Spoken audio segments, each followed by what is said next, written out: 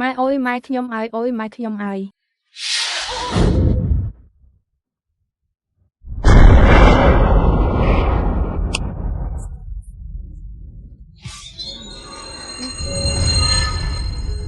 បងស្រីនេះគឺទេពអប្សរចាន់ពីមកទទួលខ្ញុំត្រឡប់ទៅឋានសួគ៌វិញមែនទេម្ដីអូនមិនអីទេមែនទេឆាប់ឡើងយើងទៅមន្ទីរពេទ្យពិនិត្យមើលម្ដីស្លាប់ហើយអ្នកប្រុសចំពោះមនុស្សស្រីដែលស្អប់បែរជាហៅថាម្ដីទៅវិញសុំទោសលីនហានខ្ញុំភ្លេចហើយនោះអ្នកប្រុសប្រពន្ធអ្នកប្រុសគាត់ក៏តន់ហន់ពេកដែរកុំខឹងអីហា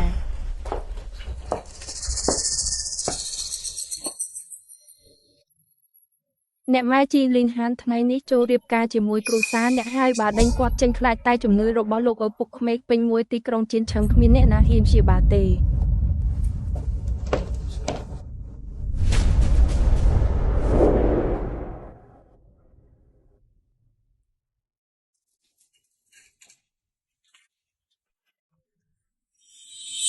ម្ដីផឹកទឹកឃ្មុំបន្តិចទៅដើម្បីបន្សាបជាតិស្រវឹង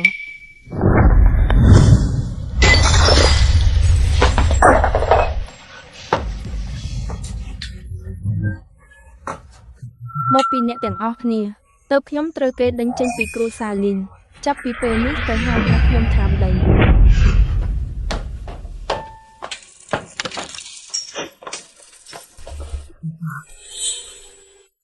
សៀវម៉ែដឹងថាកូនមិនចូលចិត្តខ្វល់ពីលីនហានទេតែចុងគាត់នេះដើម្បីឲ្យកូនបង្កើតឡើងកាន់កាប់គឺបានចិញ្ចឹមគាត់ឲ្យខ្លាយជាមនុស្សគ្មានបានការទៅហើយពិតជា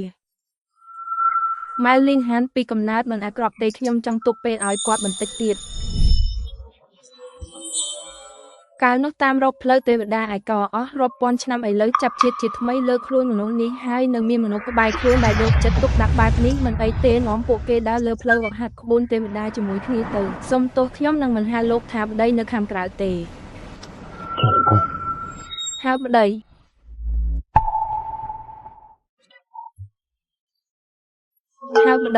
លោកនិយាយថាម៉េចអ្នកប្រុសនេះគឺគ្រោះថ្នាក់ចរាចរណ៍ធ្វើឲ្យខួរក្បាលធម្មតាវិញមែនទេឆាប់ឡើងហៅប្តីទោះបីមិនដឹងថាគាត់ចង់ចូលវិធីជេរប្រមាថខ្ញុំឬអត់តែក៏ដើម្បីកុំឲ្យគាត់ខឹងប្តី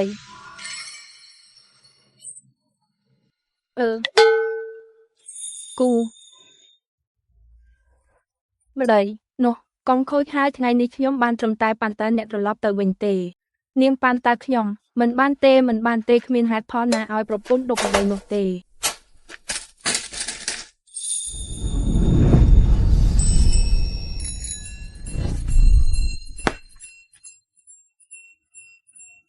នេះមិនមែនចំក្តៅស្លាប់ទេមែនទេ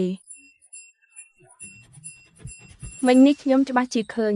ធ្វើអីនឹងអាចធ្វើអីទៀតនាំនាងទៅផ្ទះណាអប់ឲ្យជាប់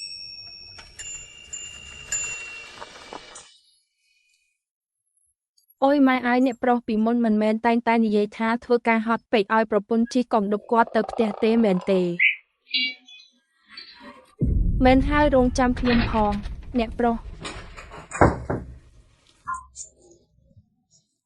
អូយកូនប្រសាត្រឡប់មកវិញហើយមកកូនប្រសាមើលម្ហូបនេះត្រូវមាត់អត់ប៉ាគឺនឹងបង្គានេះសុទ្ធតែស្រស់ម៉ែបតោរសជាតិធ្វើឲ្យកូនមួយចានទៀតណា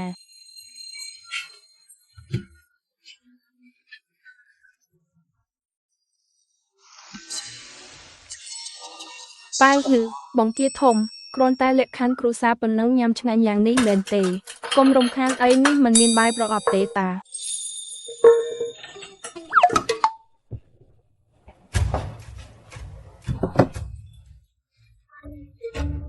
កូនប្រសាសុបនេះគឺសៀវស្ងោមួយថ្ងៃពេញឲ្យកូនថ្ងៃក្រោយកុំកាច់ដាក់សៀវទៀតម៉ែក្មេកធ្វើម្ហូបស្ងោសុបទេវតាក៏មិនមានថ្ងៃល្អបែបនេះដែរកូនប្រុសសាគិតថាម្ហូបនេះមិនមានក្លិនឈ្ងុយផ្ទះទេមែនទេអូយម៉ែគួរតែចូលទៅធ្វើម្ដងទៀតល្អជាងអូយកុំរំខានអីញ៉ាំជាមួយគ្នាទៅតោះ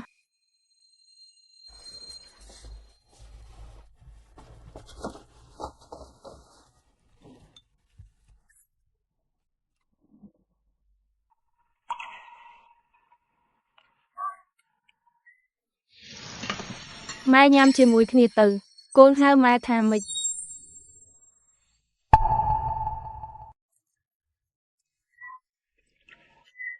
កូនហៅម៉ែថាម៉េចម៉ែកូនប្រសាញ៉ាំឲ្យច្រើនបន្តិចទៅលីងហាន់មិនមែនស្គាល់តែចុងគាត់ទេមែនទេអ្នកប្រុសលោកទៅប៉ះហៅលោកយាយថាម៉ែលើកទី1ទេម៉ែក្មេកល្អយ៉ាងនេះអាល្អិតនេះសូម្បីតែម៉ែក៏មិនព្រមហៅមួយម៉ាត់ដែរម៉ែបើម៉ែចូលចិត្តស្ដាប់ថ្ងៃក្រោយកូនហៅរាល់ថ្ងៃអូយមកឆាប់ញ៉ាំជាមួយគ្នា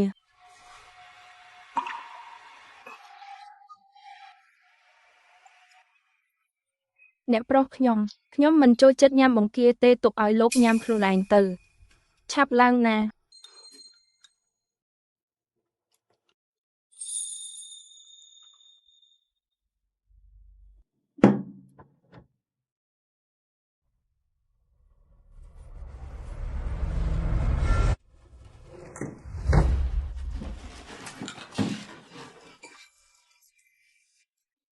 ប្តីបងចង់បានលុយគ្រាន់តែប្រាប់ខ្ញុំដោយផ្ទាល់ទៅបានហើយ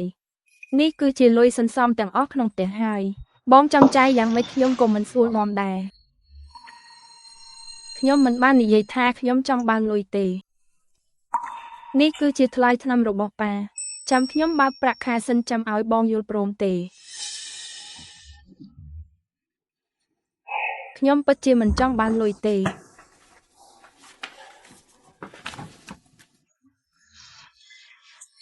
ចាប់ពីពេលនេះទៅលុយក្នុងផ្ទះគឺឲ្យនាងជាអ្នកគ្រប់គ្រងហើយ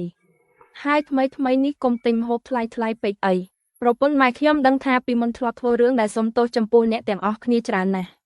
ប៉ុន្តែអ្នកទាំងអស់គ្នាកុំបារម្ភថ្ងៃក្រោយខ្ញុំច្បាស់ជានឹងនាំសៀវនាំគ្រួសារយើងទាំងមូលឲ្យមានជីវភាពល្អប្រសើរមិនក៏មានអារម្មណ៍ថាគាត់ដូចជាបន្តទៅជាមនុស្សម្នាក់ផ្សេងទៀតចឹងសៀវហានម៉ែមកមើលកូនហើយម៉ែ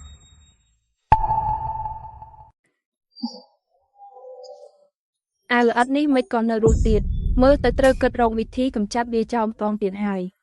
អ្នកម៉ែអ្នកមកហើយនោះអ្នកកុំនាំលីងហាន់ទៅលេងល្បែងទៀតអីអូយសៀវហានមិនក៏កូនស្គមទៀតហើយម៉ែអាណិតណាស់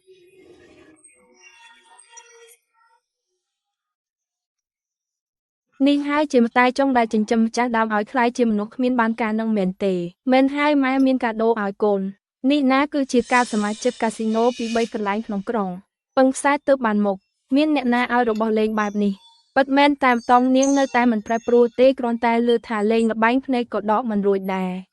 សៀកូនមិនអាចទៅលេងល្បែងទៀតទេកូននេះចាញ់អស់រាប់សែនហើយអូយអ្នកម៉ែនេះអ្នកមិនយល់ទេលុយដែលចាញ់ណាគឺសន្សំទុកក្នុងកាស៊ីណូហើយបើមិនលេងល្បែងទេទើបពិតជាចាញ់មែន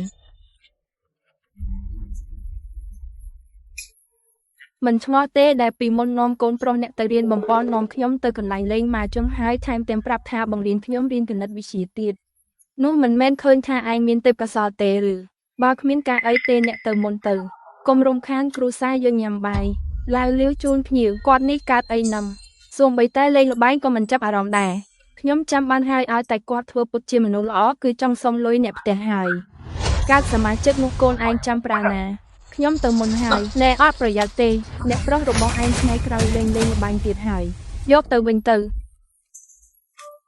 កុំអីកាស៊ីណូថ្មីតែនេះត្រូវតែបញ្ជាក់ប្រាក់ដើមទើបអាចចូលបានខ្ញុំច្បាស់ជាត្រូវលេងល្បែងហើយអ្នកប្រុស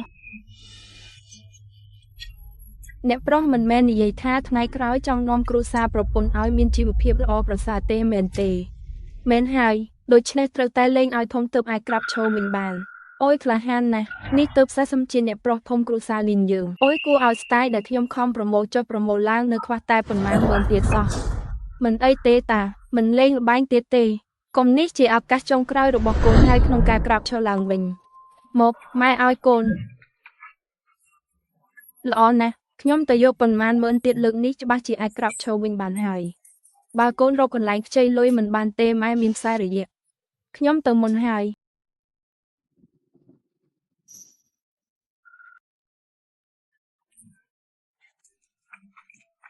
កាន់ទៅមនុស្សនេះមិនក៏ជឿគ្រប់យ៉ាងចឹងម្ដីខ្ញុំនៅធនាគារខ្ចីលុយឲ្យបងលេងបានទៀតហើយបងកុំទៅលេងល្បែងទៀតទៅយល់ព្រមទេ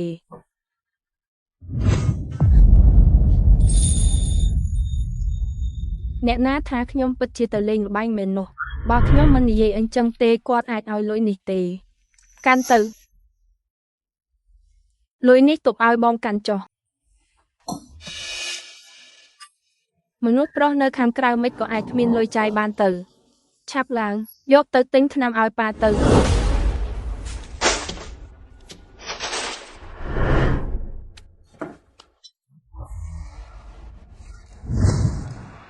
នេះគឺកូនប្រសាកូនចេះស្ទាបជីបចូលទៀត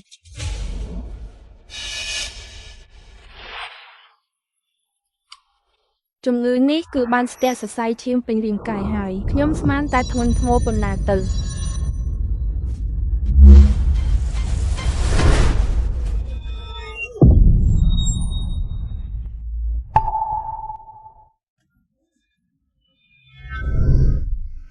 កូនប្រសាកូនកំពុងធ្វើអីនឹងម៉ែជំងឺប៉ាខ្ញុំបានព្យាបាលជាហើយថ្ងៃក្រោយមិនបាច់ប្រើរបស់ទាំងនេះទៀតទេជាហើយកូនប្រសារឿងនេះកូនមិនអាចលេងសើចបានទេជំងឺប៉ាកូននេះអស់រាប់សិបលានហើយអ្នកជំនាញប៉ុន្មានក៏អស់សង្ឃឹមដែរម្យ៉ាងទៀតកូនក៏មិនចេះវិជ្ជាពេទ្យដែរណែមិនប្រកាសថាអ្នកប្រុសលួចលៀនទេតាមដែលខ្ញុំស្គាល់អ្នកប្រុសតាអក្សរក្នុងសៀវភៅពេទ្យអ្នកប្រុសគាត់ស្គាល់អស់ទេមិនមែនទេឡាវលាវលុបប៉ាដឹងខ្លួនហើយតាវាកូនប្រសាកូនពិតជាព្យាបាលជំងឺប៉ាកូនជាមែន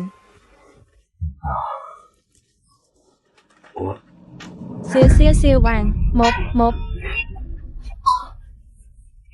ខ្ញុំជាហើយប៉ាសរសៃឈាមប៉ាត្រូវបានបើកហើយប៉ុន្តែឥឡូវនេះគាត់ខ្សោយពេកហើយចាំខ្ញុំសំថ្នាំមួយកញ្ចប់ឲ្យគាត់ផឹកទៅធានាថាគាត់នឹងមានកម្លាំងពេញលេញភ្លាមយីអ្នកប្រុសលោកពិតជាលួចអានសៀវភៅពេទ្យក្រោយខ្នងខ្ញុំមែនបិទមាត់លីនហានបងពិតជាអាចព្យាបាលជំងឺប៉ាខ្ញុំជាមែនខ្ញុំនឹងមិនប្រកល់ខ្លួនឲ្យឬប៉ុន្តែនាងជាប្រពន្ធខ្ញុំទៅហើយត្រូវតែទៅផ្សំថ្នាំឲ្យប៉ាគាត់ជួនក៏លាយថ្នាំលាងខួរឆ្អឹងសម្រាប់ខ្លួនឯងដែរទោះយ៉ាងណារាងកាយមួយនេះក៏ត្រូវខូចតាំងពីយូរមកហើយដែរចាំដល់ពេលជួយស្តារដោយថ្នាំគឺអាចនាំពុកទេវហាត់ក្បួនទេវតាជាផ្លូវការហើយតោះទៅផ្សំថ្នាំឲ្យប៉ា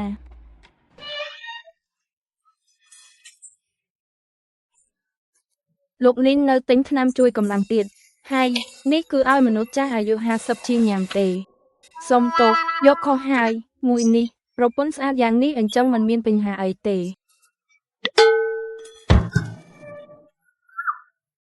ផ្សំថ្នាំក៏ផ្សំទៅខ្វល់ពីរឿងអ្នកប្រុសគេឯងឈួតទេដឹងតែប្រពន្ធមានអីមិនអាចនិយាយបានទៅ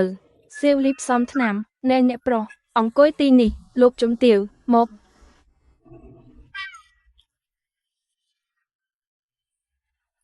ម្ដីបងឯងកុហកខ្ញុំមែនទេខ្ញុំកុហកនាងតាមពិតគឺរកលេសឲ្យខ្លួនឯងចង់ទិញថ្នាំប្រភេទនោះថ្នាំប្រភេទនោះគឺថ្នាំអីទៅ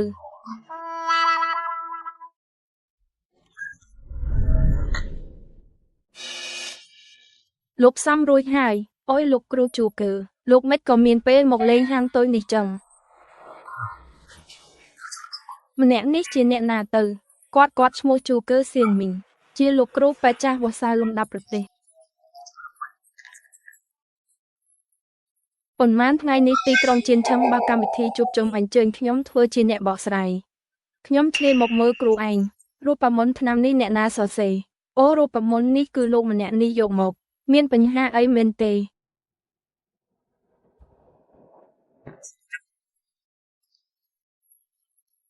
សុំសួរលោកអូនតើរូបមន្តថ្នាំនេះលោកគ្រូមួយណាជាអ្នកចេញឲ្យលោកគ្រូរូបមន្តថ្នាំនេះខ្ញុំសរសេរខ្លួនឯងទេអូនប្រុសឯងត្រូវនិយាយការពិតលោកគ្រូជូកើមើលរូបមន្តនេះច្បាស់ជាមានបញ្ហាហើយមិនអាចទេអ្នកប្រុសខ្ញុំបានព្យាបាលជំងឺលោកម្ចាស់ជាហើយរូបមន្តថ្នាំនេះមិនក៏មានបញ្ហាទៅល្អពិតជាក្មេងវ័យក្មេងតែមានសមត្ថភាពមែនរូបមន្តនេះថ្នាំមេជួយគ្រប់គ្រងវាចំគោលដៅថ្នាំបន្ទាប់បន្សំជួយគ្រប់គ្រងថ្នាំជំនួយប៉ិនប្រសពជួយបំពេញឲ្យគ្នាទៅវិញទៅមកពិតជារូបមន្តល្អមែនបងពិតជាចេះវិជ្ជាពេទ្យមែនទេឬមួយពីមុនសតតែធ្វើពុតពិតជាអស្ចារ្យយ៉ាងនេះមែនទេរបស់នេះនៅឋានសួគ៌សុទ្ធតែជារបស់ថែមសោះមិនក៏សរសើរដល់ថ្នាក់នឹងចុះរូបមន្តនេះលោកអាចលក់ឲ្យខ្ញុំបានទេជូគឺសៀងមីងក៏ចង់ទិញរូបមន្តគាត់ដែរលោកកុំបារម្ភតម្លៃច្បាស់ជាសមរម្យ និយាយរឿងលុយសាមញ្ញពេកហើយលោកចូលចិត្តលោកយកទៅចោះអូយមិននឹងបានទៅមិនអាចបន្ទាបតម្លៃរូបមន្តនេះទេយ៉ាងនេះចុះខ្ញុំចេញ2 លានទិញរូបមន្តនេះ2 លានខ្ញុំជាមនុស្សសាមញ្ញម្នាក់អញ្ចឹងក៏បានអញ្ចឹងយើងព្រមព្រៀងហើយលុយនៅឋានមនុស្សរកបានស្រួលបែបនេះសោះ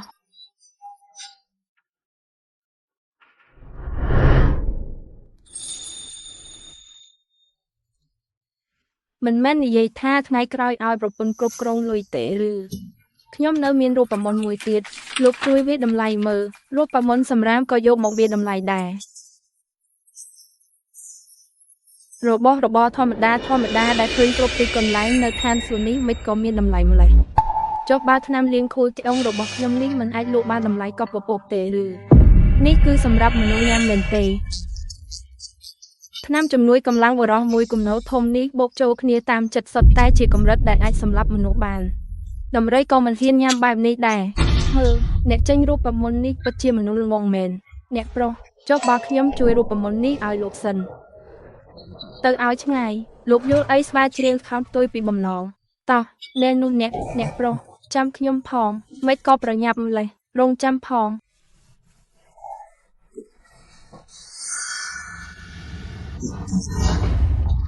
រូបមន្តនេះមើលទៅដូចជាផ្សំតាមចិត្តតែជាតិពុលនេះធ្វើឲ្យមានតុល្យភាពរវាងគ្នាឈានដល់ភាពល្អឥតខ្ចោះដ៏អស្ចារ្យអ្នកចេញរូបមន្តនេះពិតជាអស្ចារ្យណាស់ឆាប់ឡើងឆាប់មើលកាមេរ៉ាសុវត្ថិភាពខ្ញុំត្រូវតែរកគាត់ឲ្យឃើញបាទណែលោកគ្រូ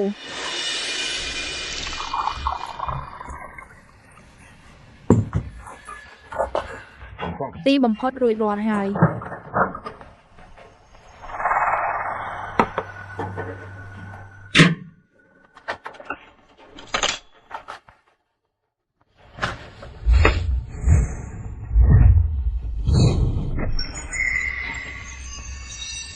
អ្នកប្រុសលោកមិនអីទេមែនទេខ្ញុំមិនអីទេ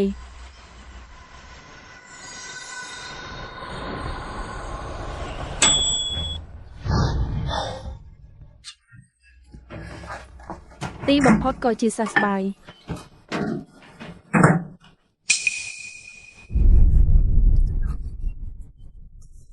ប្រពន្ធខ្ញុំត្រឡប់មកវិញហើយប្រយ័ត្នផងថ្នាំប៉ាខ្ញុំទិញមកហើយឆាប់ស្នោឲ្យគាត់ផឹកទៅចាប៉ាមានអារម្មណ៍ថាមិនដែរអូយកូនប្រសាកូនពិតជាពូកែណាស់ប៉ុន្មានឆ្នាំនេះមិនដែលញ៉ាំហូបឈ្ងុយយ៉ាងនេះទេអ្នកប្រុសសៀវបានតែយកថ្នាំឲ្យលោក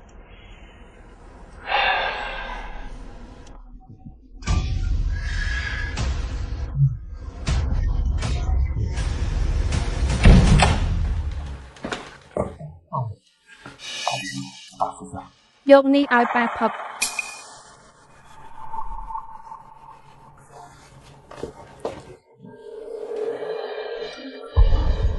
អ្នកប្រុសលោកក៏ត្រូវញ៉ាំដែរលោកគ្មានអារម្មណ៍មិនស្រួលអីទេមែនទេខ្ញុំសុខសប្បាយធម្មតាទេ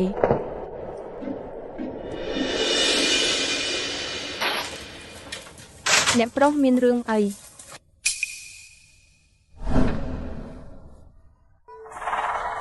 តើវាមានអារម្មណ៍ថាមិនដែរប៉ាដឹងខ្លួនហើយតើវាសៀវវាងមកខ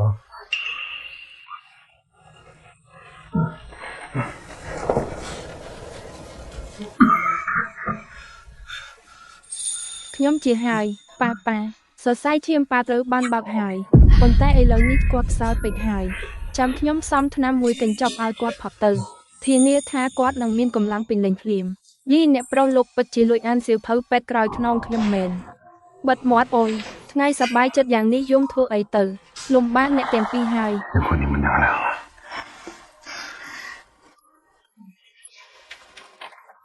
ណែមែនហើយតាវាជំងឺឯងនេះគឺកូនប្រសាយើងជាអ្នកព្យាបាលជាឯងត្រូវតែអរគុណកូនប្រសាយើងឲ្យបានល្អណាកូនប្រសាសៀកូនរៀបការហើយឆាប់ឲ្យប៉ាមើលកូនប្រសាជាអ្នកណានោះប៉ា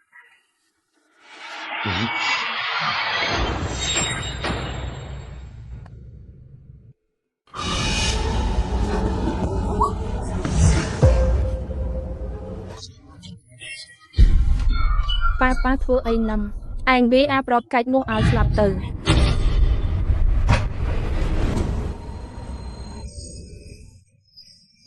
តាវាល្អមិនគួរខ្ញុំនឹងប៉ាឯងជាមិត្តភក្តិតាំងពីក្មេងសោះគាត់ល្អហើយបន្សល់ទុកអាមនុស្សគ្មានបានការដូចឯងមកបំផ្លាញកូនស្រីខ្ញុំ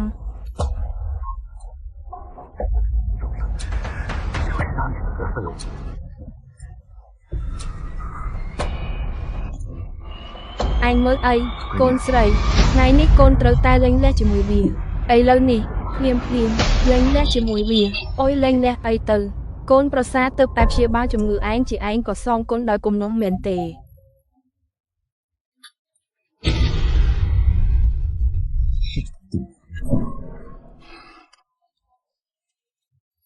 ខ្ញុំគឺអរគុណគាត់ដែលបានជួយសង្គ្រោះខ្ញុំគុណមួយនេះខ្ញុំមិនភ្លេចអស់មួយជីវិតទេប៉ុន្តែខ្ញុំមិនអាចឈោមមើលដោយមិនអើពើគឺឈោមមើលកូនស្រីខ្ញុំលោតចូលរងទៅភ្លើងបែបនេះទេប៉ាបន្ធូរកំហឹងសិនទៅលីងហានគាត់មិនដូចពីមុនទេគាត់មិនត្រឹមតែព្យាបាលជំងឺប៉ាជានៅមានអីមិនដូចគ្នាទៀតគាត់ត្រូវពីស៊ីផឹកលេងស្រីលេងល្បែងចេះអីទៀតខ្ញុំសួរឯងឥឡូវឯងសូម្បីតែការងារមួយក៏គ្មានមែនទេខ្ញុំមិនត្រូវការឲ្យឯងមានការងារទេខ្ញុំគ្រាន់តែសួរឯងតើឯងមានគម្រោងអ្វីសម្រាប់អនាគតឯងមិនអាចពឹងកូនស្រីខ្ញុំឲ្យចិញ្ចឹមឯងរហូតទេអ្នកណាថាខ្ញុំគ្មានគម្រោងមែនហើយកូនប្រសាថ្ងៃនេះនិយាយហើយថានឹងនាំគ្រួសារយើងទាំងមូលមានជីវភាពល្អប្រសើរជាមួយគ្នាគាត់អាចមានគម្រោងអីទៅឯងសាងនិយាយមកស្ដាប់មើលខ្ញុំ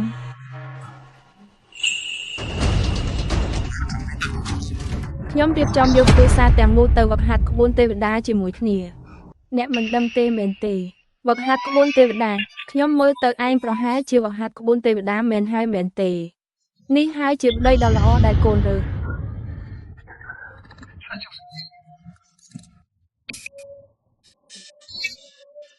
មែនហើយខ្ញុំជាអ្នករើសកូនប្រសាម៉ែជឿកូនឥឡូវនេះនាំម៉ែទៅឋានសួគ៌អីនោះទៅពិតមែនអញ្ចឹងល្អណាស់ប៉ាបន្ធូរកំហឹងសិនទៅលីងហានគាត់មិនដូចពីមុនទេគាត់មិនត្រឹមតែព្យាបាលជំងឺប៉ាជានៅមានអីមិនដូចគ្នាទៀតគាត់ត្រូវពីស៊ីផឹកលេងស្រីលេងល្បែងចេះអីទៀតខ្ញុំសួរឯងឥឡូវឯងសូម្បីតែការងារមួយក៏គ្មានមែនទេខ្ញុំមិនត្រូវការឲ្យឯងមានការងារទេ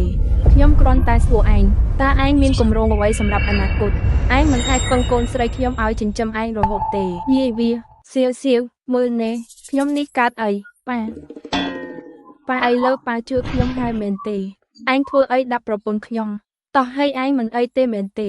មិនអីទេខ្ញុំគ្រាន់តែធ្វើឲ្យម៉ែឡប់ជាក្មេងវិញតាវាមិញនេះខ្ញុំច្បាស់ជាឃើញខ្លួនឯងក្មេងជាងមុនហើយតា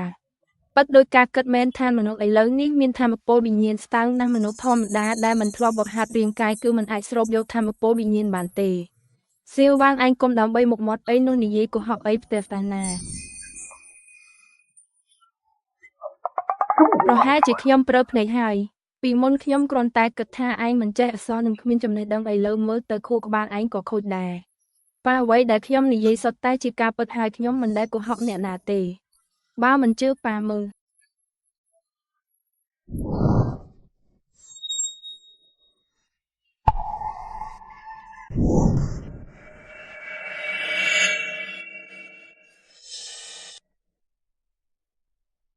ឥឡូវប៉ាជឿខ្ញុំហើយមែនទេឆាប់យកល្បិចបោកក្មេងរបស់ឯងចេញពីខ្ញុំទៅណែចម្លែកណាស់ត្រឹមតែល្បិចទាំងនេះរបស់ឯងអាចបោកតែនឹងកូនស្រីគេបានតែក៏បោកខ្ញុំមិនបានដែរ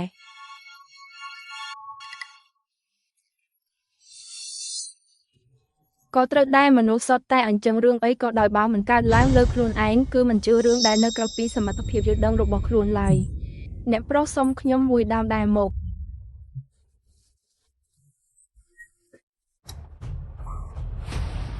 ជួបបារីនៅមុខឪពុកក្មេកតើមានរបៀបរបបអីទៅ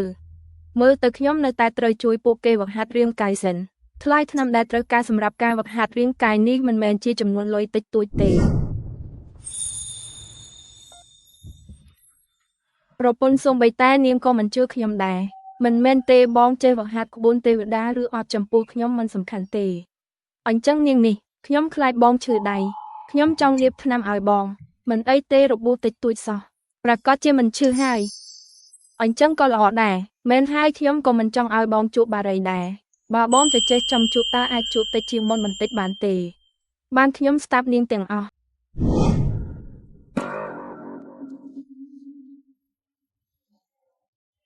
ប៉ាតាមពិតពីមុនខ្ញុំក៏អស់សង្ឃឹមលើគាត់ដែរតែឥឡូវគាត់ហាក់ដូចជាប្រាប់រួមមែន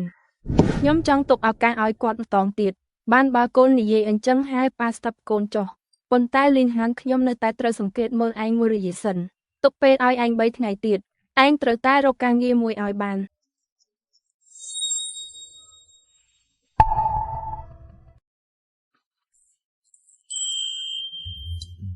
ប៉ាខ្ញុំសន្យានឹងប៉ា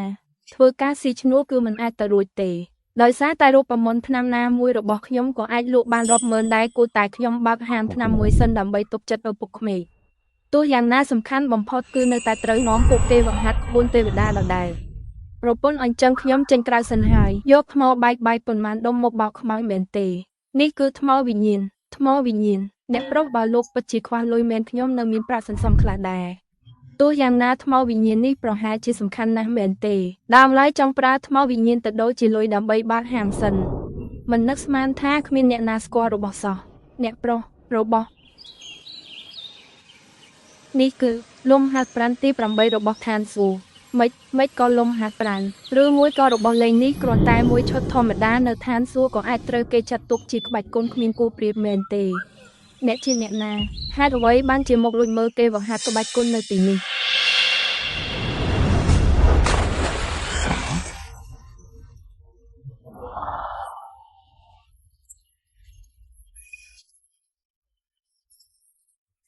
អ្នកណាលួចមើលនាងហាត់គុណទៅលំហាត់ប្រាណមួយឈុតត្រូវបាននាងបញ្ចេញមកទន្ជ្រាយគ្មានកម្លាំងក៏នៅមានមុខហៅថាហាត់គុណទៀតឯងគិតថាខ្លួនឯងជាស្អីក៏ហ៊ានមកនិយាយអួតអាងនៅទីនេះខ្ញុំមើលទៅឯងកំពុងតែរកស្លាប់ហើយក្បាច់គុណមួយនេះខ្ញុំចេះតាំងពី3000ឆ្នាំមុនម្លេះហើយអ្នកទាំងអស់គ្នាហាត់មិនត្រូវទេបើនៅតែបន្តហាត់បែបនេះទៀតរាងកាយមុននឹងក្រោយច្បាស់ជាមានបញ្ហាមិនអីទេដើមឡើយចំអល់បង្ហាញអ្នកទាំងអស់គ្នាបន្តិចដំណើរការវឹកហាត់រាងកាយអ្នកប្រុសមិនក៏គាត់ស្រាប់តែបាត់ខ្លួនមួយរំពេចចឹងអាល្អិតក្បាច់គុណមិនកើតក៏ចាប់តើមួបង្កាច់តើឯងមានបំណងអីខ្ញុំនិយាយហើយខ្ញុំចេះតាំងពីយូរមកហើយអ្វីដែលខ្ញុំនិយាយសុទ្ធតែជាការពិតតើលោកតែងតែវមុខនឹងស្ពុកម្រាមដៃរាល់ពេលហាត់គុណរួចមែនទេពិតមែនថ្មីនេះហាត់គុណរួចម្រាមដៃលាតមិនចេញសោះកុំស្ដាប់គាត់និយាយផ្ទះក្បាច់គុណខាងក្នុងរបស់លោកគ្រូជាកម្ពូលនៃក្បួនសមាធិអាចជួយពន្យាអាយុជីវិតមិនក៏អាចមានបញ្ហាទៅក្បាច់គុណមួយនេះបើហាត់ត្រូវពិតជាអញ្ចឹងមែនប៉ុន្តែអ្នកទាំងអស់គ្នាហាត់ខុសហើយក្បាច់គុណនេះគ្រូសាចាងយើងបានបន្តវេនរាប់រយឆ្នាំមកហើយមកដល់ខ្ញុំគឺចំនួនទី15ហើយមិនក៏អាចខុសទៅអញ្ចឹងខ្ញុំសួរលោកតើអ្នកបន្តវេនគ្រូសាចាងរបស់លោកសុទ្ធតែមានជំងឺវងវែងវង្វាន់នៅវ័យចំណាស់មែនទេតើគាត់ដឹងដោយរបៀបណាម្យ៉ាងទៀតនេះមិនមែនជាជំងឺដំណោពូជគ្រូសាខ្ញុំទេឬជាពិសេសត្រូវបានក្បាច់គុណនេះបំពុលអស់រយៈពេលយ៉ាងយូរច្រើនបំផុតអាចបញ្ចេញកម្លាំងបាន3ដងទៀតបើច្រើនជាងនេះនឹងបាត់បង់ជីវិតលោកគ្រូអ្វីដែលគាត់និយាយសុទ្ធតែជាការពិតមែនទេបើជាការពិតអញ្ចឹងក្បាច់គុណនេះខ្ញុំក៏មិនហាត់ទៀតដែរតើឯងធ្វើបានដោយរបៀបណាលោកគ្រូក្បាច់គុណខាងក្នុងផ្ដោតសំខាន់លើការបត់បែនដោយសេរីបញ្ចូលគ្នាវាងរូបរាងនិងអត្ថន័យលោកនេះមានតែរូបរាងតែគ្មានអត្ថន័យសោះបត់បែនដោយសេរីបញ្ចូលគ្នាវាងរូបរាងនិងអត្ថន័យបាច់ដែលលោកគ្រូទៅតែបងប្អូនប្រយុទ្ធជាមួយវាពាក្យសំទេប៉ុន្មានម៉ាត់របស់គាត់នឹកស្មានមិនដល់ថាសោះថាអាចដោះស្រាយចន្លោះប្រហោងរាប់រយឆ្នាំនៃក្បាច់គុណគ្រូសាខ្ញុំបានហើយខ្ញុំនេះគឺចង់ខ្ញុំទំលាយបានហើយអរគុណលោកគ្រូដែលបានចំអល់បង្ហាញថ្ងៃនេះបើគ្មានលោកគ្រូទេខ្ញុំប្រហែលជាបង្រៀនខុសដល់ក្មេងៗជំនាន់ក្រោយហើយមិនអីទេចរិតលក្ខណៈល្អមិននឹកស្មានថាបារម្ភមុនគេគឺខ្លាចបង្រៀនខុសដល់ក្មេងៗជំនាន់ក្រោយសោះសូមសួរថាលោកគ្រូមានឈ្មោះអីដែរខ្ញុំឈ្មោះលីនហានលោកគ្រូលីននេះ